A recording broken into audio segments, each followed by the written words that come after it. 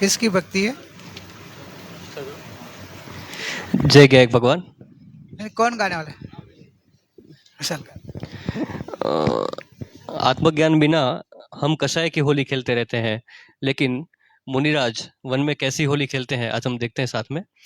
एक रिक्वेस्ट है सबसे, जिगर भाई गाए तो आप सब भी उनके साथ में गाइए।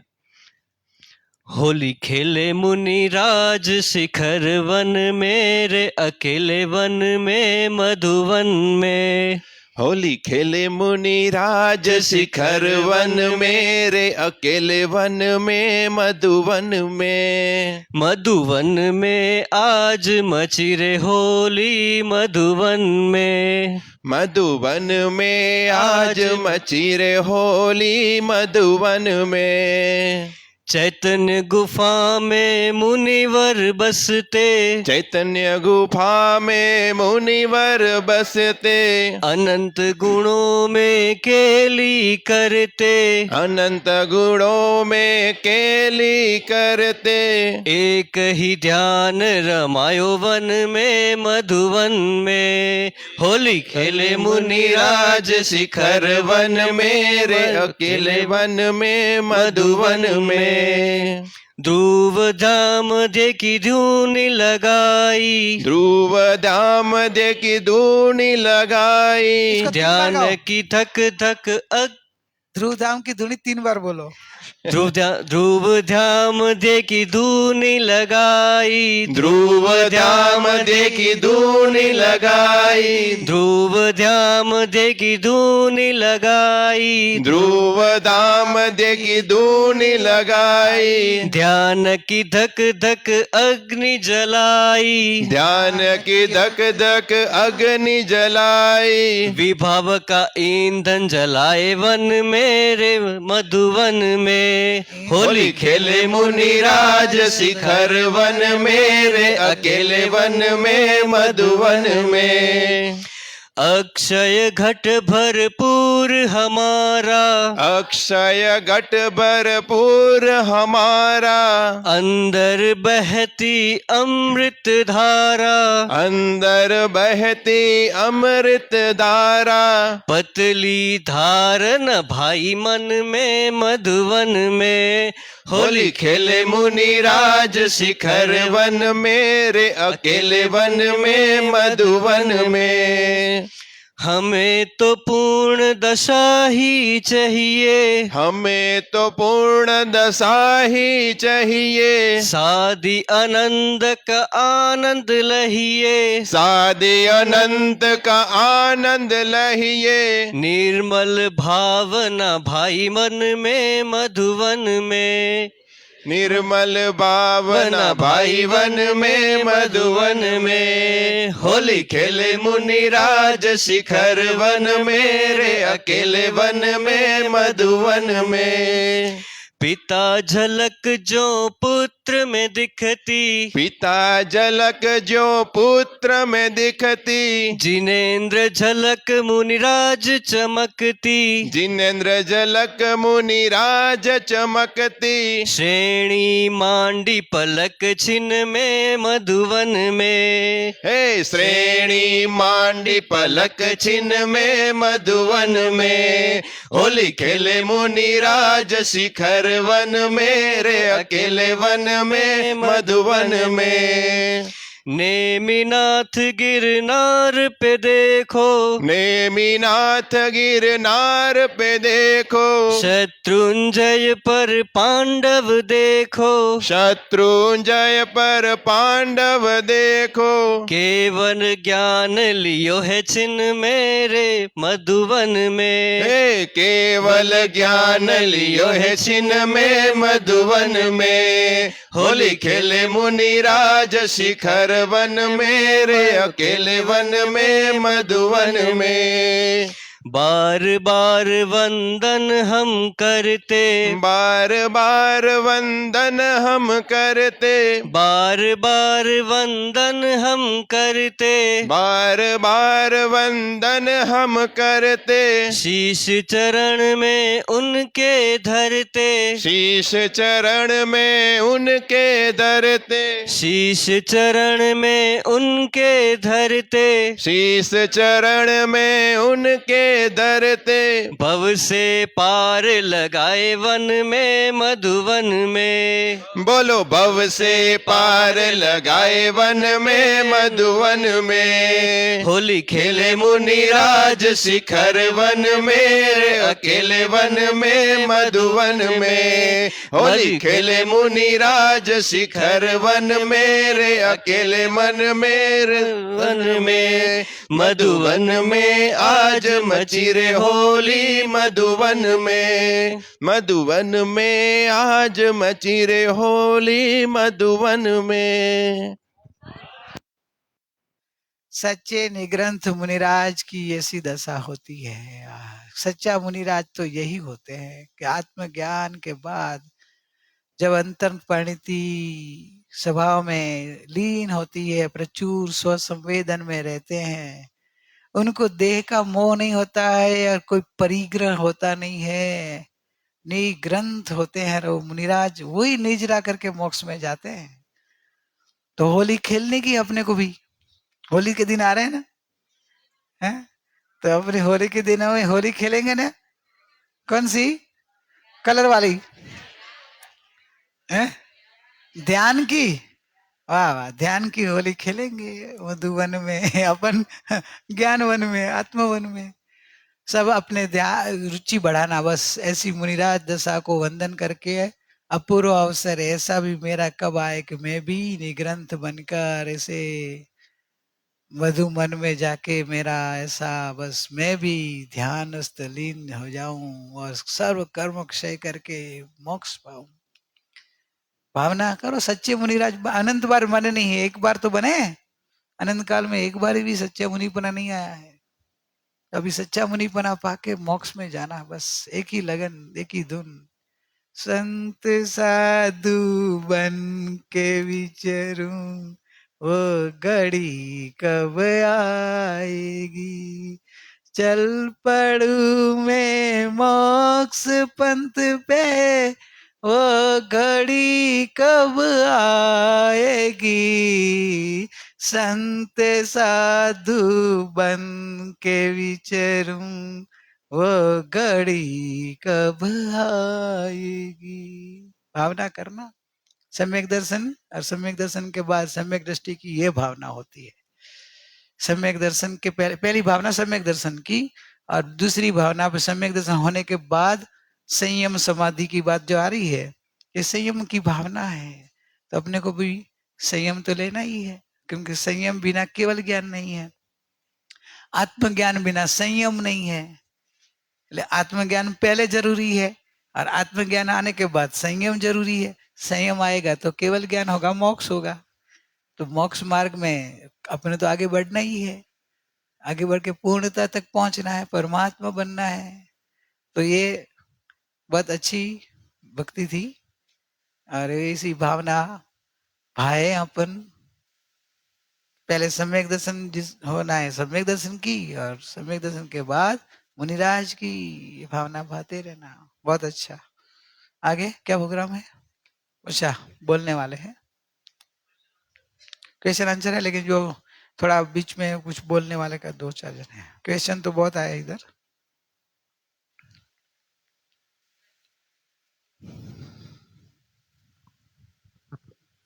जय ज्ञायक भगवान, जय ज्ञायक भगवान। इंदोरे रूडू गाम छे, सुंदर मजानु धाम छे, चालो ने शिबिर में जइए, चालो ने वंदन करिए, दर्शन जेनु दिव्य छे, मुखड़ू जेनु सौम्य छे, ચાલો ને શિબિરમાં જઈએ, ચાલો ને વંદન કરીએ. પ્રભુની આજ્ઞા પાડે છે, ભવ્ય જીવોને તારે છે. ચાલો ને શિબિરમાં જઈએ, ચાલો ને વંદન કરીએ. જય જ્ઞાયક ભગવાન. જય જ્ઞાયક ભગવાન. છૂટે રાગ છૂટે દ્વેષ, એવી વીરની વાણી. વાણી કેવી જાદુ ભરે, છૂટે મોહ છૂટે માયા, એવી ગુરુમાની વાણી. વાણી કેવી જાદુ ભરી, ગમતી રહે સદા, ગમતી રહે સૌને. મીઠી મીઠી ગુરુભાઈની વાણી. આત્મને કહો હવે જાગે અહીં, આત્મને કહો હવે જાગે અહીં. ક્ષણ વીતી જાય ના, અવસર વહી જાય ના. ક્ષણ વીતી જાય ના, અવસર વહી જાય ના. આ વાણી મધુરી લાગે, આત્મને કહો હવે જાગે અહીં. છૂટે રાગ છૂટે દ્વેષ, એવી વીરની વાણી. અનંત તર્યા અને શાશ્વત સુખને વર્યા, ઝીણી ઝીણી સમજણ વાળી. આત્મને કહો હવે જાગે અહીં. ભવ વીતી જાય ના, ભાવો વધી જાય ના. ભવ વીતી જાય ના, ભાવો વધી જાય ના. આ વાણી નિજાનંદ આપે, આત્મને કહો હવે જાગે અહીં. છૂટે રાગ છૂટે દ્વેષ, એવી વીરની વાણી. વાણી કેવી જાદુ ભરી, આત્મને કહો હવે જાગે અહીં. જય જ્ઞાયક ભગવાન. अभी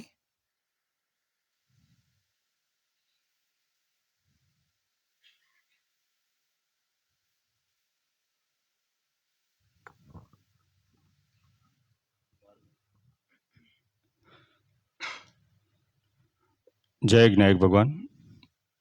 मयूर सेठ, गांधीधाम.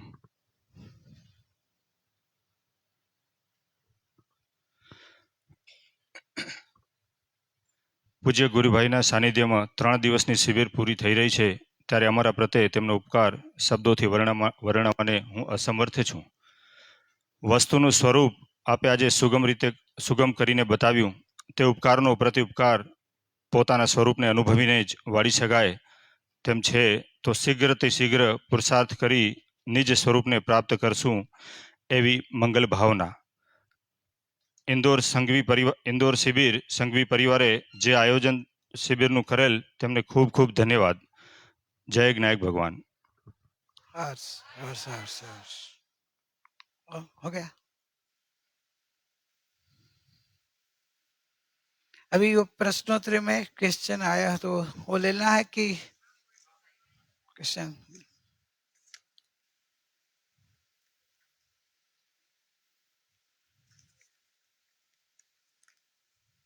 आत्मा का जानना गुण और बुद्धि का जानना में अंतर क्या?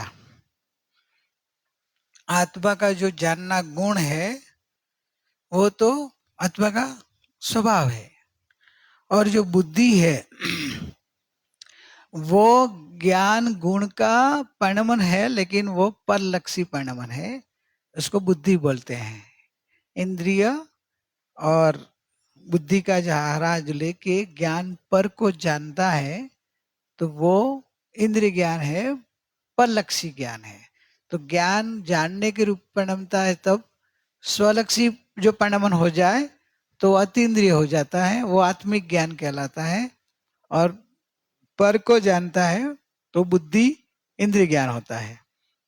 तो अंतर इतना ही है कि बुद्धि रूप ज्ञान है वो परलक्षी है, और जो आत्मिक ज्ञान है वो आत्मा को जानता है, और आत्मा को जानते जानते पर को जानना हो जाता है, तो वो अतीन्द्रिय ज्ञान है, आत्मिक ज्ञान है। वो खरेखर तो जो देखा जाए वो ही ज्ञान है, वो ज्ञान कहलाता है।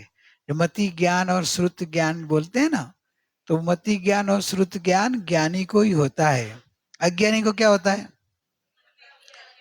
कुमति कुज्ञान, એટલે કે મતિ अज्ञान श्रुत अज्ञान होता है। विभंग ज्ञान એટલે इसका इधर जैसे देवताओं को जो होता है अवधि ज्ञान, सम्यक दृष्टि देवताओं को अवधि ज्ञान होता है, और मिथ्या दृष्टि देवों को कुअवधि ज्ञान होता है। विभंग ज्ञान होता है, कुअवधि ज्ञान होता है, समझे? तो वो क्यों ऐसा बोल दिया? तो कि दृष्टि मिथ्या है, ज्ञान मात्र पर को ही जान रहा है, परलक्षी ज्ञान है, तो परलक्षी ज्ञान अज्ञान है। बुद्धि अकेली बुद्धि हो, आत्मा को नहीं जाने, वैसा अंतर ज्ञान नहीं हो, तो मति ज्ञान भी कुमति है। और जब वो अपने को जानने और अपने को जानने के बाद ये पर को जो जानते हैं स्वपर प्रकाशक, तो वो मतिश्रुत अवधि ज्ञान सम्यक ज्ञान है।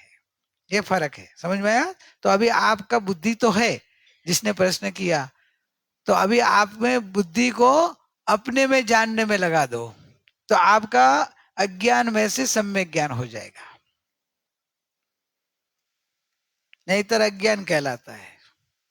नव पूर्व पण भणेल है ना, हो जो नव पूर्व पण भणेल जो जीव ने जाण्यो नहीं, सर्व ते अज्ञान वाक्यूं साक्षी छे आगम मही। अज्ञान है, नव पूर्व पढ़ा, लेकिन बुद्धि का ज्ञान है।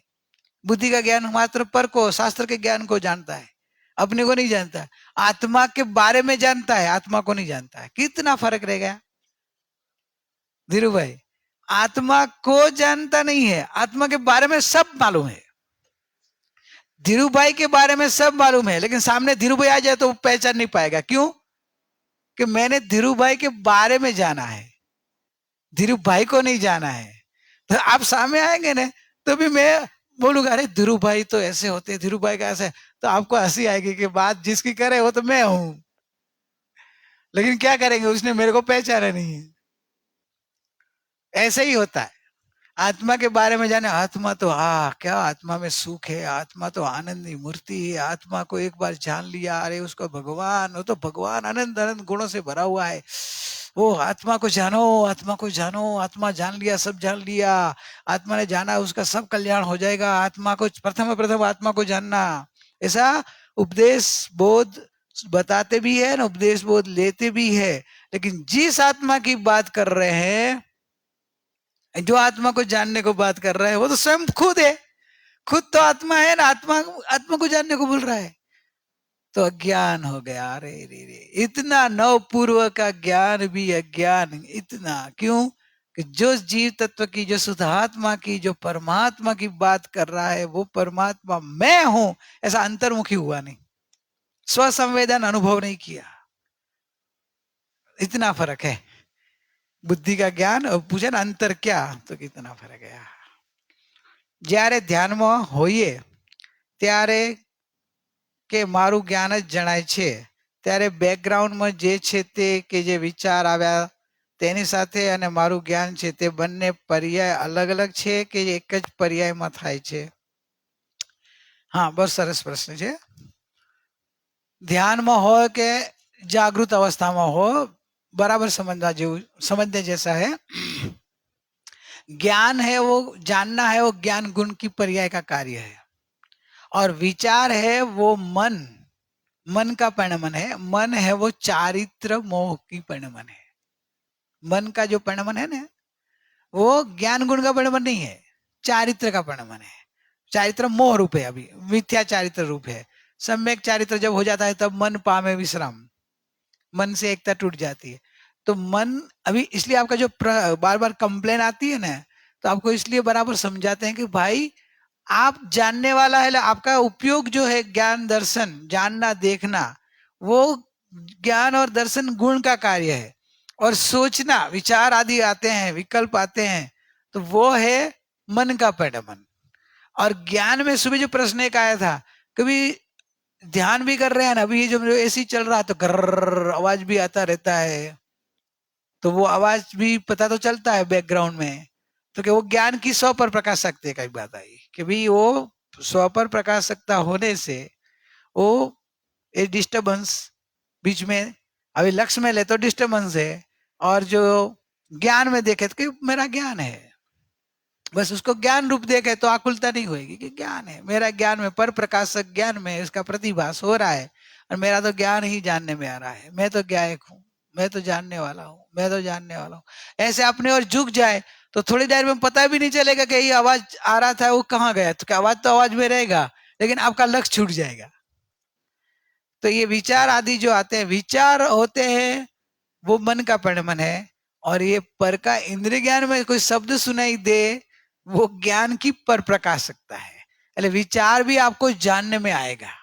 पर प्रकाशक ज्ञान में जैसे आवाज दिखाई देता है ना, वैसे भी विचार भी आपके ज्ञान में झलकेंगे पर प्रकाशक में। लेकिन आपको एकाग्रता बढ़ानी है स्व प्रकाशक की ओर। जैसे आप इधर ध्यान करते थे, लेकिन आवाज था अभी भी भक्ति गा रहे थे, तभी ये आवाज दब जाता था, तो आवाज तो नहीं था क्या? आपका इधर भक्ति का उनका आवाज बड़ा हो जाता है, तो ये आवाज होते हुए भी नहीं दिखाई देगा। ऐसे ही आपका अंदर का आवाज इधर जानना अपने आप को जानना इतना बढ़ जाएगा, इसमें इतना लीन हो जाएंगे, तल्लीन हो जाएंगे, एकाग्र हो जाएंगे, तो ये मन के विचार मन में चलते रहेंगे उदय भाव में, लेकिन आपको पता नहीं चलेगा।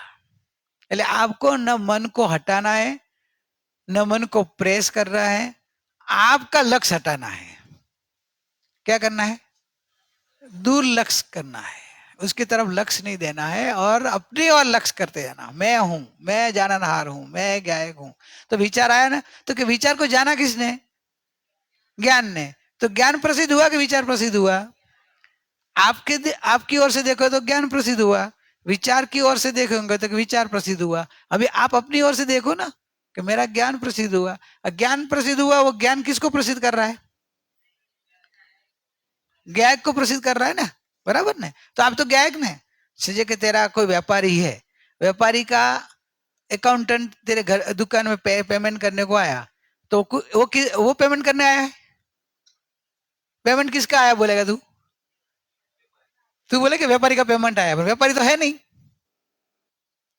व्यापारी नहीं दिख रहा तेरे को, फिर भी तू क्या लंबा कैसा उपयोग लंबा देता है कि वो व्यापारी का पेमेंट आया, तू ले ले, तेरे सर्वेंट दूसरा होगा उसको बोलेगा ना कभी वो पेमेंट, वो व्यापारी का पेमेंट है, वो बोलेगा कि वो व्यापारी नहीं है तो उसका वो है, तो नहीं वो व्यापारी है।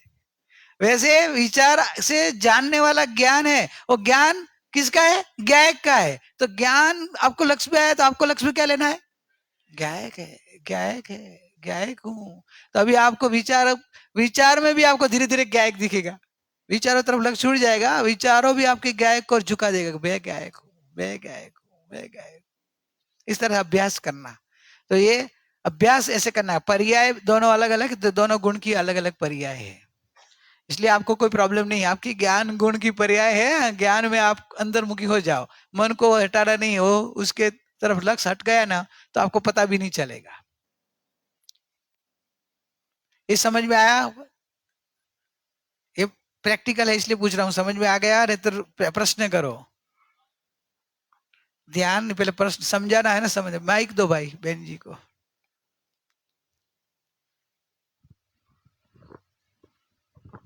जय गायक भगवान। जैसे आपने बोला ना विचार, नजीक रखो माइक। हाँ, विचार और विकल्प। जैसे हम बोलते हैं ना कि मुझे बहुत विकल्प हो रहे हैं, बहुत विकल्प हो रहे हैं, तो ये विकल्प कौन से विकल्प होते हैं? मतलब जो ज्ञान संबंधी विकल्प है वो तो अलग है, लेकिन हम नॉर्मल बोलते हैं ना बहुत विकल्प हो रहे हैं, मतलब इतने मुझे विकल्प हो रहे हैं कि मैं कंसंट्रेट नहीं कर पा रही हूँ, लाइक। तो ये विचार विकल्प क्या चीज है? जो विचार तो मन करता है, सोचना, पर हम्म, संबंधी सतत मनन करे वो हाँ, मन, हाँ, पर का सोचता रहता है। हाँ, विकल्प का अभी कभी कभी सामान्य अर्थ अपन कभी क्या करते हैं, विचारों को भी विकल्प रूप बोल देते हैं। अच्छा, और विकल्प का स्वरूप क्या है, हम्म, तो कि विकल्प किसे कहते हैं शास्त्रीय अर्थ में, हम्म, तो कि ज्ञान का, हम्म, ज्ञान के अंदर विकल्प होता है। हाँ, विकल्प क्या होता है, ज्ञानांतर, एक गे से दूसरे गे, दूसरे गे से तीसरे गे, और बार बार ज्ञान का लक्ष्य बदलता रहता है, उसको बोलते हैं विकल्प। अच्छा, और ज्ञान का एक ही लक्ष्य रहे, एक ही लक्ष्य, अब एक ही लक्ष्य में स्व और पर।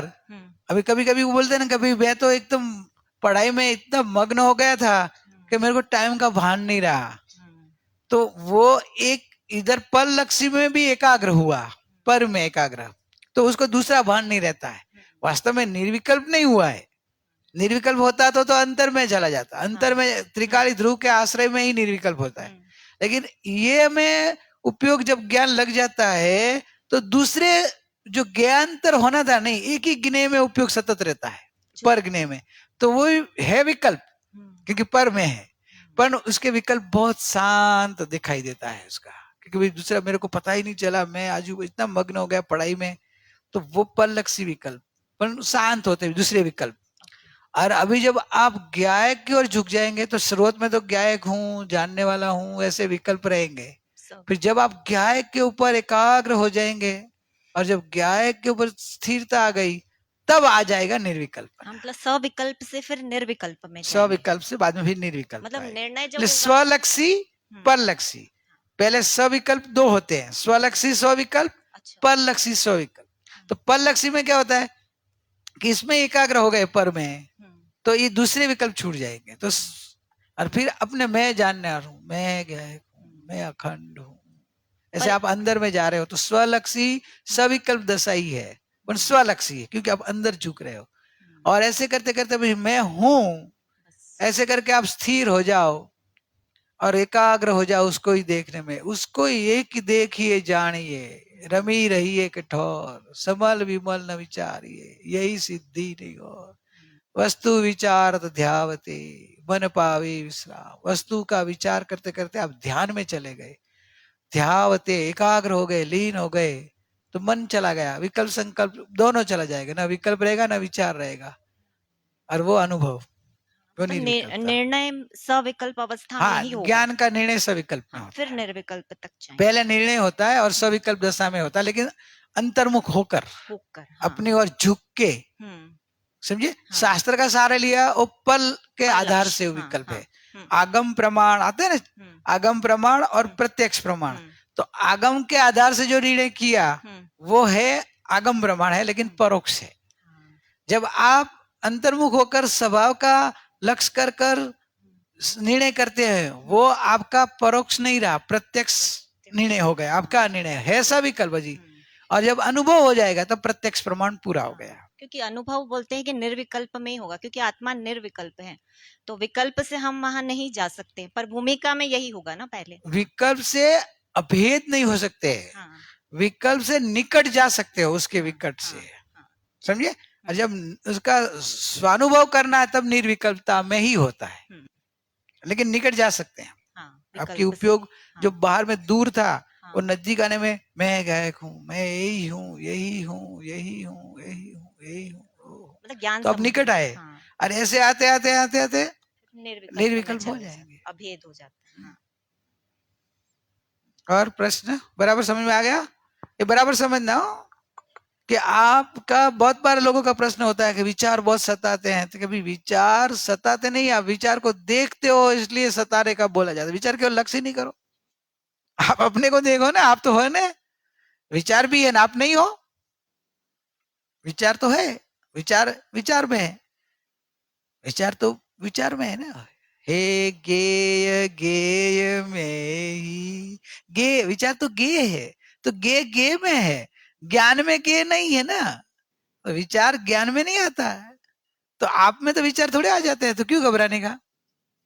विचार कोई बोलते बहुत विचार आता है हमारा ध्यान छोड़ देते, घबराहट आती है, तो क्या विचार आने से घबराहट नहीं है, विचार और ज्ञान का आपने स्वरूप नहीं समझा है, भ्रमणा से दुखी हो, तो भ्रमणा से आपको ऐसा घबराहट आ जाता है कि विचार मेरे को आता है। अरे विचार आपको नहीं आता है, आपको तो ज्ञान होता है, क्योंकि आप ज्ञान स्वभावी हो, तो ज्ञान स्वभावी में तो ज्ञान ही बाहर आएगा। ये विचार तो बललक्षी मनन करता है मन, तो उसका साथ नहीं दो तो थोड़ी देर में वो भी जो भी करे अपने को क्या शांत हो ही जाएगा, आप अपने में चले जाएंगे। तो आगे का प्रश्न लेते हैं अभी।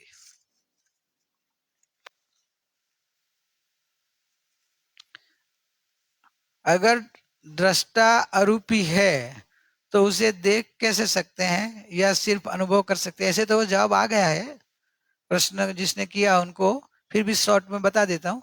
दृष्टा अरूपी है तो अरूपी, तो उसको देख नहीं सकते हैं। आप बात होगी कि वो अपने आंखों से के अपने ज्ञान से अभी तो नहीं दिखेगा, वेदन प्रत्यक्ष है तो उसका अनुभव प्रत्यक्ष है, वो अनुभव से वेदन से अपन देख फील कर सकते हैं। इसका आत्म प्रदेश तो केवल ज्ञान में ही दिखता है, तो अरूपी होने से अपने को जैसे ये चीज दिखती है वैसे वो नहीं दिखाई देगी, लेकिन अरूपी होते हुए भी उसका फीलिंग आता है, वेदन आता है, अनुभवन होता है। अनुभवन से जैसे हवा है ना, हवा दिखती है, एसी की हवा आ रही है ना, दिखाओ ना, है रूपी, हो रूपी है हवा, अरूपी नहीं है। फिर भी आप बताओ हवा ठंडी आ रही है कि गर्म आ रही है? कैसे पता चला भाई? दिखती तो नहीं है, फीलिंग। कैसे बताया? फीलिंग हो रहा है ना भाई, कि दिखती भले नहीं है लेकिन हमको फील होता है ठंडी हवा आ रही है, समझे? तो जैसे हवा दिखती नहीं है आंख से, है तो रूपीज, फिर भी आंख की ताकत नहीं है कि हवा को देख सके, तो फील कर सकती है, तो फीलिंग से भी आप कह सकते हो कि हवा है।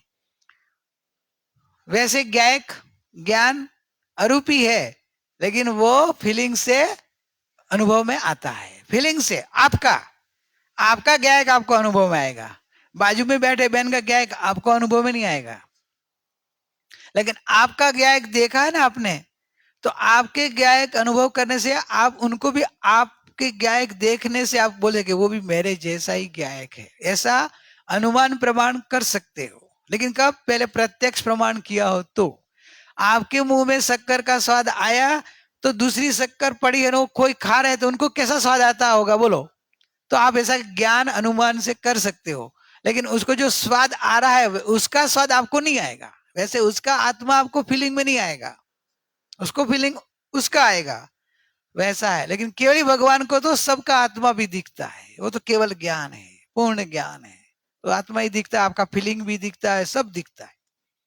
तो ये वेदन प्रत्यक्ष का महिमा है, और अनुभूति में वेदन प्रत्यक्ष है, इसलिए आपको किसी की जरूरत नहीं है, आप अपना अनुभव कर सकते हो, कोई भी क्षेत्र में हो। नरक में आता है कि नारकी की भयंकर वेदना में भी नारकी अपना स्वसंवेदन कर सकता है।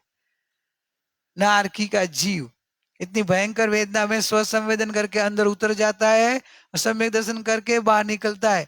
तो इधर नरक जितनी किसको वेदना है? नहीं है किसी को?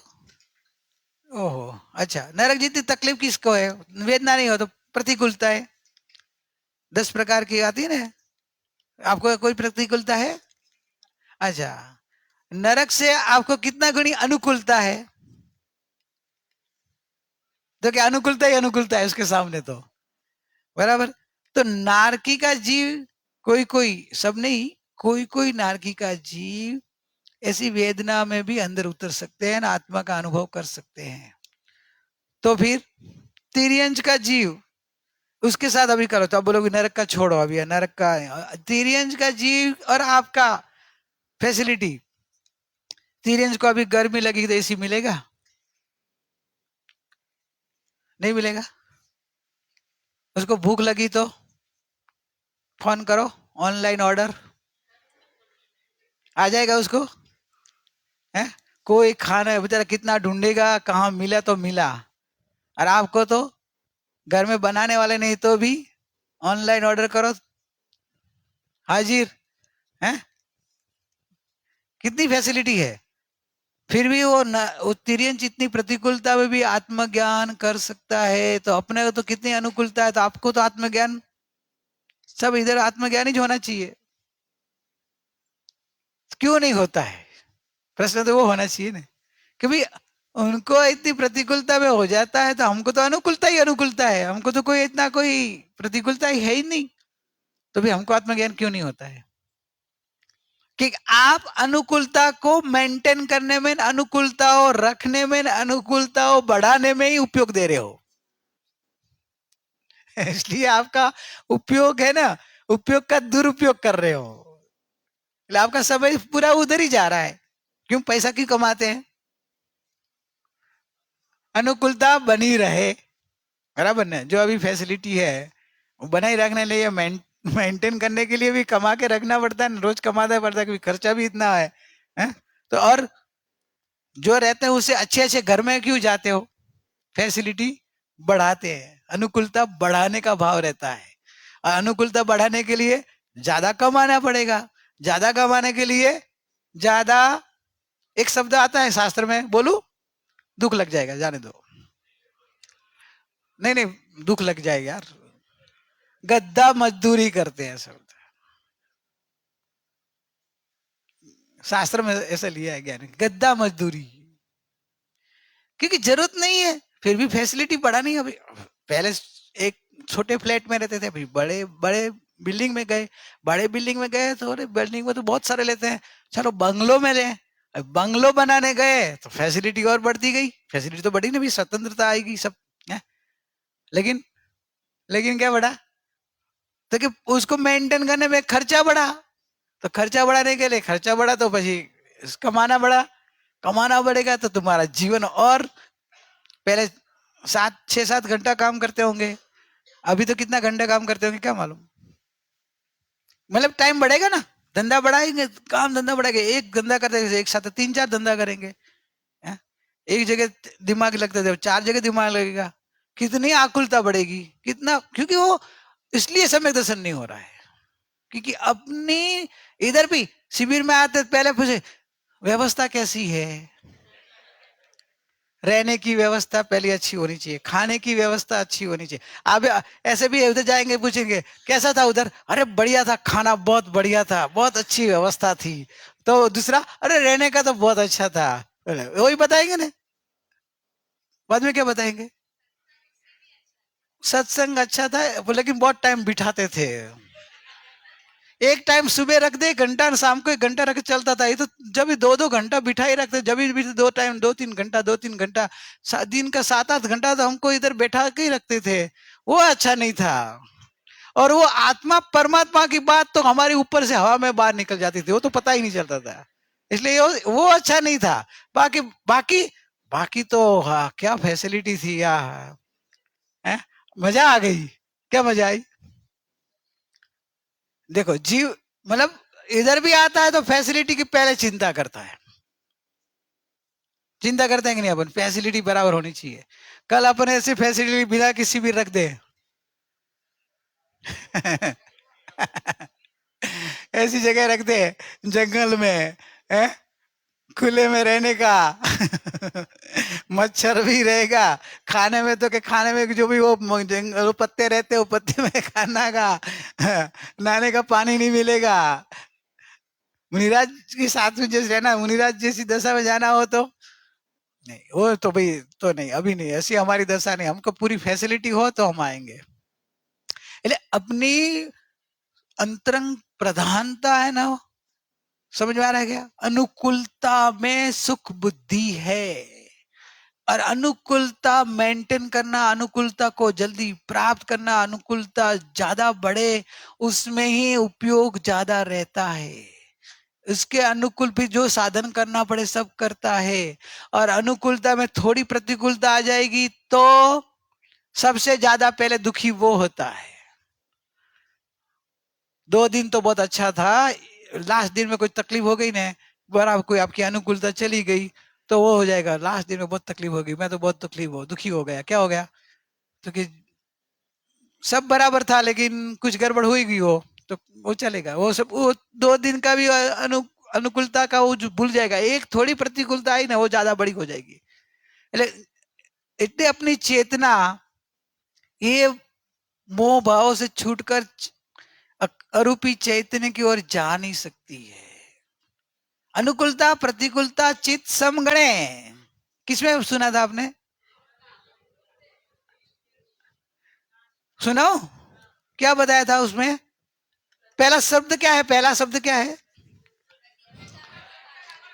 शिविर में क्या होता है, अनुकूलता का भिखारी बनते अपन, और गुरु ने क्या बोला, प्रतिकूलता का भिखारी बनीस तो प्रतिकूलता चाली जैसे अनुकूलता आया कर से, फिर बोले क्या, ये तो बोला बताया, लेकिन अनुकूलता प्रतिकूलता चित्त समगणे, अनुकूलता हो या प्रतिकूलता हो तेरे चित्त तेरे ज्ञान को समान देख, समान देख, उनको ज्ञायक भाव से देख, द्रव्य दृष्टि से देख, ध्रुव भाव से देख, ऐसे देख, समान देख, अनुकूलता भी ज्ञेय है प्रतिकूलता भी ज्ञेय है, मुझे तो मेरा ज्ञान और ज्ञायक अनुभव में आ रहा है, ये आ महान बनवानी उत्तम રીત છે, આ ઉપાય કરીશ તો વિતરાગી થઈ જઈશ, હવે अपने को बनना है वितरागी, चाहिए अनुकूलता, प्रतिकूलता का भिखारी नहीं, अनुकूलता के भिखारी, बराबर नहीं ऐसे, इसलिए अपने अटक जाते हैं, अटकना नहीं हो तो आप बाहर की अनुकूलताओं से उपयोग को हटाओ तो जल्दी काम होगा, कि अनुकूलता प्रतिकूलता जो होगा चलेगा, अपने तो अपना काम करना है, गया एक में रहना है, तो शांति हो जाएगी, हम लोग को भी ज्यादा ये मेहनत नहीं करनी पड़ेगी, कितना हमको विकल्प करना पड़ता मालूम है, ज्ञान गुण निष्क्रिय है उसकी पर्याय होती है क्या, आनंद गुणों की भी पर्याय होती है, वो जब आ गया होगा, एक्चुअली सुबह आ गया, आनंद गुणों की भी पर्याय होती है, ज्ञान गुण निष्क्रिय है, ज्ञान गुण की अवस्था सक्रिय है, उपयोग શું છે એનું થોડું ડિટેલમાં સમજાવો, उपयोग એટલે ज्ञान और दर्शन, ज्ञान और दर्शन, जानना और देखना, जानने देखने के व्यापार को उपयोग कहते हैं, डिटेल में आप समझो, जो आपको ये जानना हो रहा है देखना हो रहा है वो उपयोग है, और पर को जान रहा है पर लक्ष्य उपयोग है, स्व को जानेंगे तो स्वलक्षी उपयोग हो जाएगा, तो वो ज्ञान सम्यक ज्ञान हो जाएगा, स्व को जब जाने तो वो ज्ञान सम्यक ज्ञान कहता है, अकेला पर को जाने तो वो अज्ञान होता है, तो जो मति अज्ञान और श्रुत ज्ञान में भेद आता है ना, श्रुत अज्ञान, मति अज्ञान और श्रुत ज्ञान, मति ज्ञान, ज्ञान तो वही का वही है, लेकिन दृष्टि कहाँ है इसके ऊपर है, कृपालुदेव ने बताया ना, सम्यक दर्शन के जो नमस्कार किया ना, अनादिकाल थी जे ज्ञान भव हेतु रूप थतु हतु, तेज ज्ञान ने क्षण मात्र में जात्यांतर करी भाव निवृत्ति रूप कर्यु, ते कल्याण मूर्ति सम्यक दर्शन ने नमस्कार। अनादिकाल थी ज्ञान भाव हेतु रूप होता था, मतलब अज्ञान था, और अज्ञान तो भाव का हेतु बनेगा, एक क्षण में जात्यांतर हो गया, कैसे हो गया कि कल्याण मूर्ति सम्यक दर्शन, सम्यक दर्शन हुआ तो वो ज्ञान का नाम बदल गया, वो ज्ञान जो अज्ञान कहलाता, मति अज्ञान कहलाता, वो हो गया मति ज्ञान हो गया, श्रुत अज्ञान कहलाता था वो हो गया श्रुत ज्ञान, जात्यंतर हो गया, इतना सम्यक दर्शन महिमा है। और सम्यक दर्शन नहीं है तो बताए ना कि 9 पूर्व 11 अंक कितना भी पढ़ो फिर भी अज्ञान है। सम्यक दर्शन के ऊपर वजन जैन धर्म में खड़े कर दिया है, लेकिन वर्तमान काल का प्रभाव बहुत ऐसे आ गया है, माफ करो कोई निंदा के लिए नहीं, आपकी जागृति के लिए बोल रहा हूं कि वर्तमान काल में कि बाह्य क्रियाओं का इतना प्रभाव आ गया और बाह्य थोड़ा त्याग और बाहर का त्याग कर लिया, इसलिए उसकी इतनी प्रधानता आ गई है कि सम्यक दर्शन का ऐसा बोध बहुत कम जगह में मिल रहा है। और फिर वो अज्ञान में तो ऐसा है ना कि मैं मेरा सच्चा, अज्ञान तो क्या बोलता है मेरा वो सच्चा, ज्ञान क्या बोलता है सच्चा वो मेरा। अरे वो अज्ञान तो और दृढ़ करता मिथ्यात्व कि मेरा वो सच्चा है, એટલે और मिथ्यात्व डरता है और सच्चा समझने का दरवाजा बंद कर देता है, क्योंकि वो मेरा वो सच्चा है ना। तो आप समझाने जाएंगे तो कि नहीं मेरा वो सच्चा है, आपकी बात आपके पास रखो, એટલે कभी वो अज्ञान में से मुक्त होएगा ही नहीं। सॉरी, अज्ञान में से वो मुक्त नहीं हो पाएगा। इस जो को इसमें से बाहर निकलने का हो, उसमें सुरवीरता आपको चाहिएगी, आपको बाहर निकलना पड़ेगा। और आप अपने आत्म कल्याण के अंदर से लक्ष्य में लेंगे कि नहीं मुझे तो मेरा आत्म कल्याण करना है, मेरे सच्चा है वो मेरा है, बस मेरा वो सच्चा, मेरे को उसमें वो कुआ के मेढक जैसे नहीं रहना है, कूप मंडूपता नहीं, मेरे तो विशालता रखनी है, जहां जहां सत्य मिलता है वो मेरा है और मैं स्वीकार करते जाऊं, तो वो आत्मार्थी बनेगा और आत्मार्थी आत्म कल्याण करके मोक्ष में जाएगा। बाकी जो आप मतार्थी रहे तो मतार्थी का कभी कभी सम्यक ज्ञान नहीं होता, क्योंकि वो मत में ही रहता है, अपने मत में ही रहेगा। और मतार्थी के लक्षण आत्मसिद्धि में से देख लेना और अपने अंतर में अवलोकन कर लेना कि आपके अंदर में ऐसे मतार्थी के लक्षण तो नहीं है ना, और मतार्थी के होंगे तो निकाल के आत्मार्थी के भी लक्षण दिए हैं, तो आत्मार्थी के लक्षण प्रकट करना और आत्मार्थी बनना।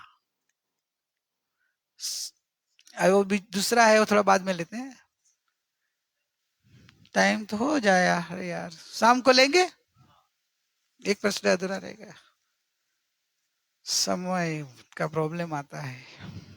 सुखदाम अनंत सुसंत चहि दिन रात रहे तद ध्यान महि प्रशांति अनंत सुधामय जे प्रणमो पदते वरते जयते प्रणमो पदते वरते जयते। परमोपकारी सद्गुरु देवनो जय हो, परम पूजनीय नायक भगवाननो जय हो, जिनवाणी मातनो जय हो।